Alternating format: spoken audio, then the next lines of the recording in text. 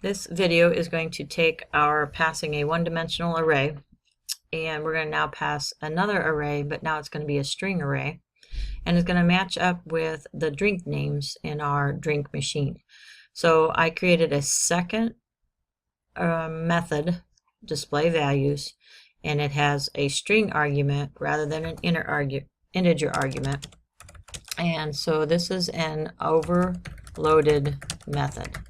It has the same name but different parameters. And I'm going to show how then we can use parallel arrays basically in a few minutes. Or the idea is that Coke lines up with the first item in the second array, Pepsi lines up with the second item in the second array, and etc. So as somebody purchases a drink from one of the machines, then these quantities will change. So I have drink names and I have quantities. To display drink names, I'm going to copy this line of code. I'm going to paste it. And the only thing I need to change is the name of the array. It's going to be drink names, and then pass the array size. Likewise, I am going to copy the method display values, and I already did that, except I need to change the display value from int here, or excuse me, change the value from integer to string. Maybe make this variable a little bit more descriptive because that's going to be the name of the drinks. So I will say names, which means I need to change this descriptor here, and then it will display the drink names.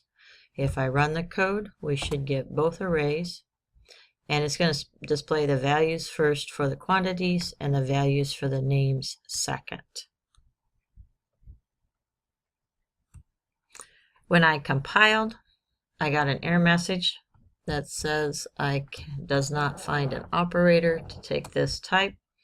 And that's because I'm working with strings and I forgot to include string here at the top of my program. So just showing you what some of those error messages will look like if you run across them. We'll try to rebuild here, and the build is taking a little bit of time. And clean up the code just a little bit. But the next thing that we're going to take a look at is, this seems a little bit redundant to have display values, and then I'm doing exactly the same thing with an integer and with strings. So here's our quantities and here's our drinks. So it worked.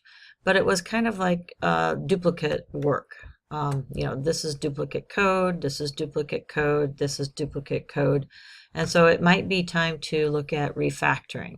And that's what we will address in the next video, is refactoring this code to possibly use a single array rather than multiple arrays, and possibly use displaying values as one method instead of two methods that might be able to handle everything.